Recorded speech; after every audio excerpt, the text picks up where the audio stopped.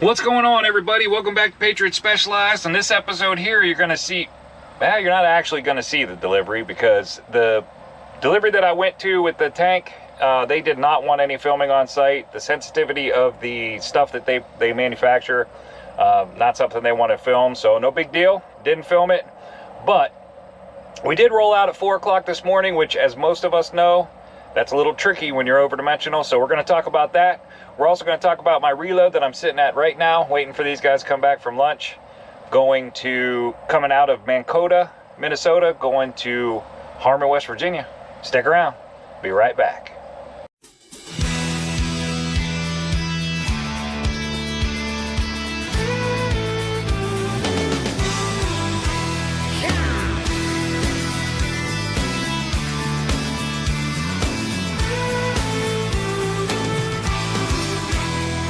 Right across these plains and prairies, Rocky Mountain highs, fade off into the distance like ghost riders in the sky.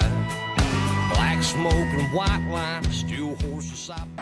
Welcome back to the channel, everybody. Thanks for tuning in today. Got our tank delivered this morning. That was a little bit tricky. Man, I seem to use that word tricky a lot.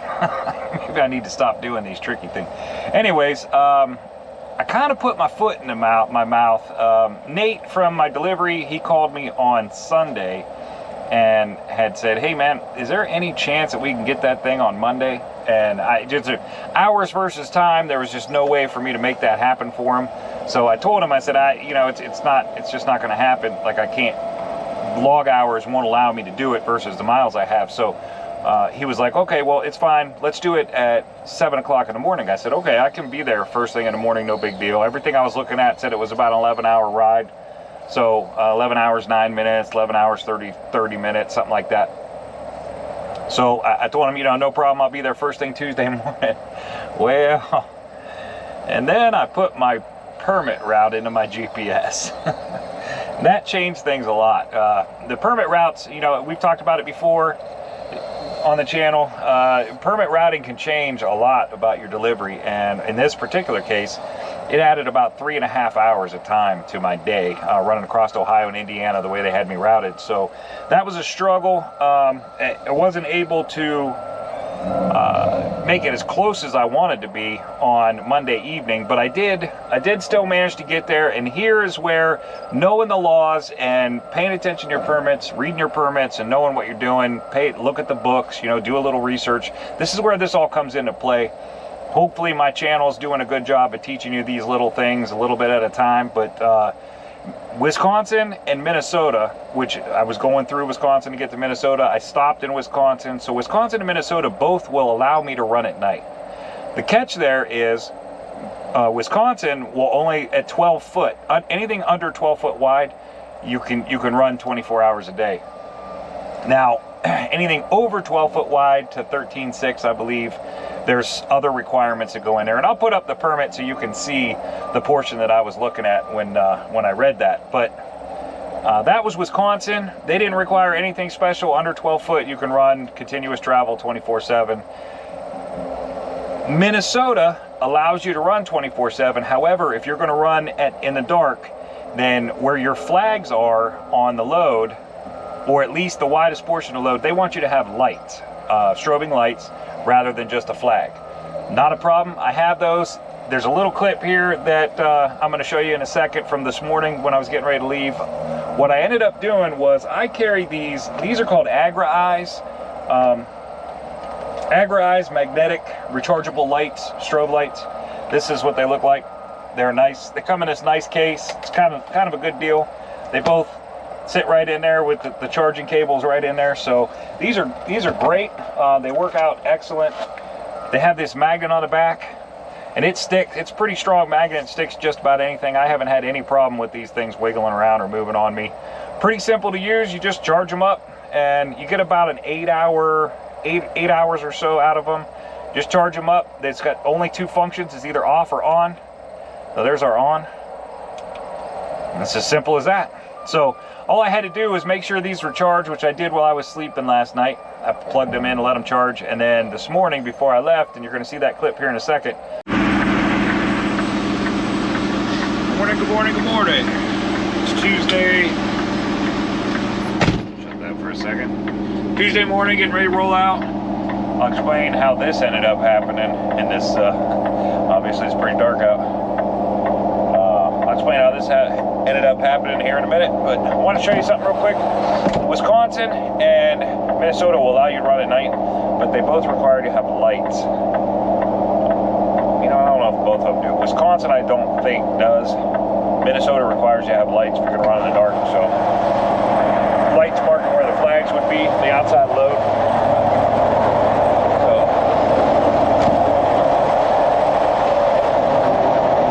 Pick it up. These little strobe lights right here.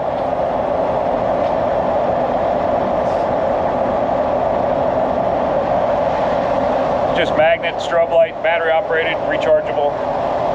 They're pretty neat little setup for this. So we're gonna go on the road, and I will talk to you in a little bit and explain where I got those from and how this happened. Talk to you soon. I just popped these things right on the axles, made sure the lights were on, and then I was able to run in the dark. So that was how I was able to still get there on time. I managed to get parked at about 6 o'clock yesterday evening, which allows me, you know, 10 hours later, it's 4 o'clock in the morning. So I ended up rolling out. I was about 2.5 or 3 hours away from my delivery, and so I knew I had to leave by 4 o'clock, 4:15 in order to make it there by 7 o'clock as promised. So I did. I rolled out of there. The clip you just saw, that is about 4 o'clock in the morning. I popped them lights on and got out of there. So traffic, the universe decided that it wasn't going to get there at 7 o'clock, and I had some traffic issues. I ended up getting there about 7:45 when it was all said and done. But I communicated with the customer. That's also important. Communicate with the people, let them know what's going on, and they will. Usually they're perfectly fine as long as you're communicating with them and they know what's happening. They don't get stressed out too much, and that was the case here. So we got that thing delivered.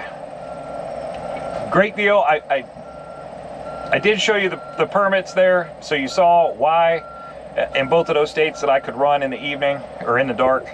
Got that delivered. It was there about 45 minutes. It was pretty fast getting them on. It actually took me longer to put my outrigger boards away than it did for them to unload it. So it was there about 45 minutes total. Ran down to, had about a 80-mile bounce here down to Mankato, Minnesota to pick up at Generator.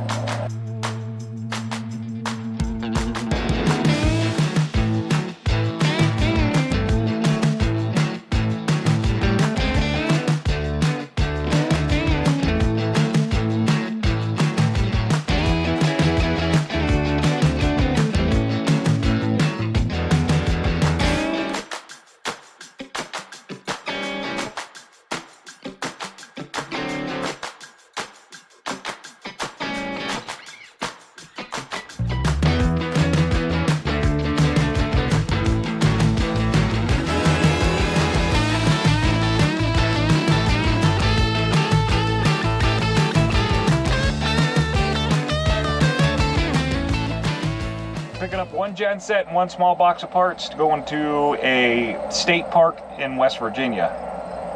That's where I'm at right now. These guys, unfortunately, my appointment time was 12 to load. I got here about 10:30.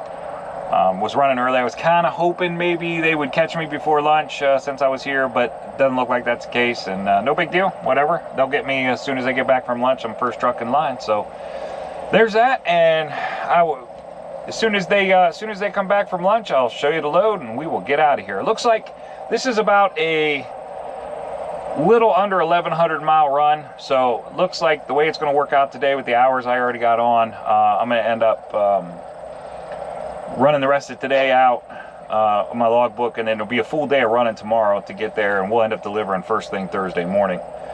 Looks like I talked to the customer down there about how he was going to unload to make sure I get it set up correctly here so that we don't have trouble there trying to get it off the trailer. I talked to him about that, and I also talked to him about when he wanted to unload. He said 7 o'clock Thursday morning would be fantastic. Also gave me a little directions on getting in there. West Virginia, yeah, I don't know if you've been off the highway in West Virginia, but when you got a long setup, West Virginia can be tricky. So it was good to hear, you know, from him what I need to worry about, what turns I need to worry about. There's only one, so he might end up meeting me down there at that turn. So that's that, and I'm gonna, as soon as these guys get back from lunch, I'll try to get some film of them getting it loaded, and we will get out of here and get to moving.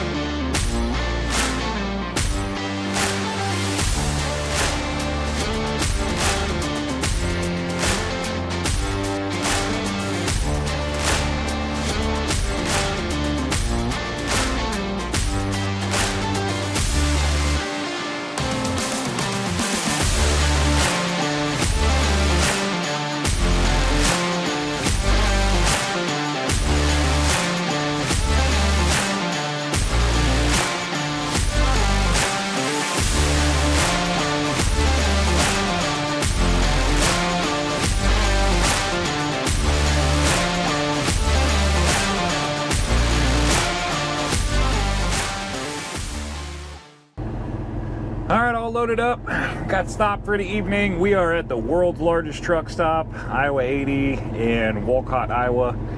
I think you've seen me here a couple times before. This is one of my favorite stops when I'm out this way. What's not to like about Iowa 80, right? Like 900 parking spaces, restaurant, fast food, Dairy Queen, every truck part you can imagine's in there, at least all the pretty parts. Chrome stuff. Got all kinds of shops in there. It's what's not to like about stopping here, so couldn't resist. I ran out of hours, or I was going to run out of hours about 20 minutes after I passed here, so it didn't make any sense to leave to go any further than this. So stopped here for the night. It was so loud at delivery. I mean, I don't know if you guys heard any of that.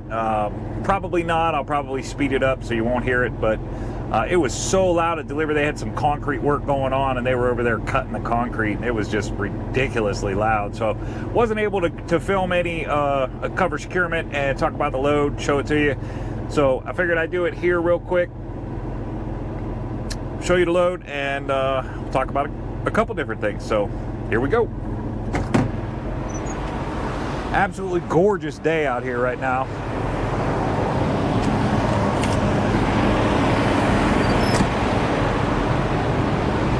Man, if I was going to do a video on different types of trucks, this would be the place to do it, man. There's about every kind of truck you can imagine is here right now. So, all right, so here's our load. This load picked up in Minnesota. It's going to West Virginia. This is our baby right here.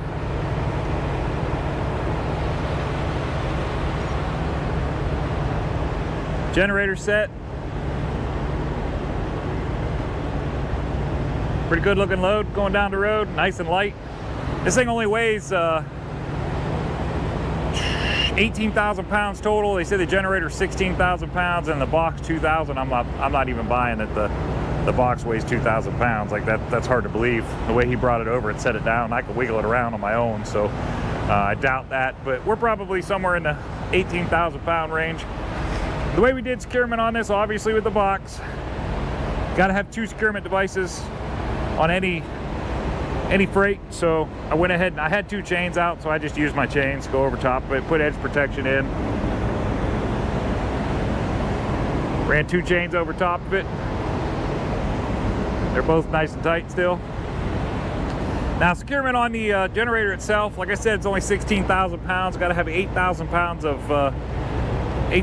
securement devices, so this is pretty simple to get. They did a real good job putting these tie downs in right here. So we just hooked around the tie down, came straight down with the trailer.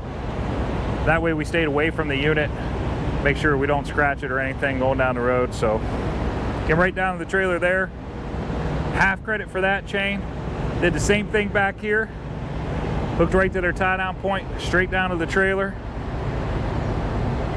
Also get half credit for this chain. Now what I did here is, rather than throwing 4 chains and having to deal with a bunch of chain tails, I just took this chain, ran it from there, from the securement point, came down to the trailer, and I hooked my binder into the trailer and grabbed the chain right there. So the access chain is run underneath the other side, and I did the same exact thing on the other side, just hooked it, ran it down, hooked my binder on the trailer, put it in. So you can cut the middle of that chain right now and it would not affect my securement at all. So you could literally take a link out, cut it, wouldn't affect my securement at all. 1 chain, 2 binders. Did that on both ends. It allows me to put 2 chains away, not have to keep them out. So I did the same exact thing on the other side, tying down the corners. Pretty simple. So half credit for each one of these.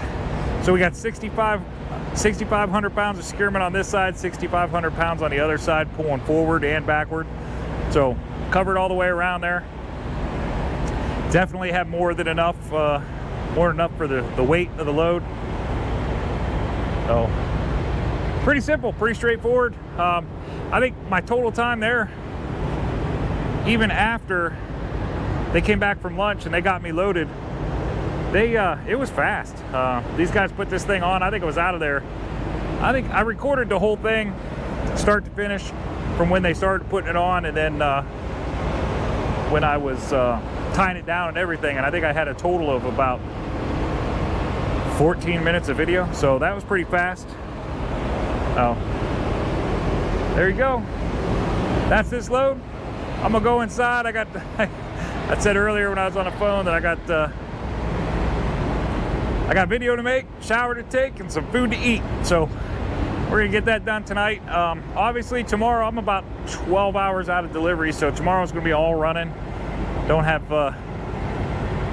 to make any delivery or pickup tomorrow. Hopefully I'm gonna find a decent load out of there. I got a load booked Friday that I need to pick up on Friday because it's got to deliver super early Monday morning in Canada. And so I got to try and find something coming out of West Virginia going back toward that pickup. So we're gonna see what happens.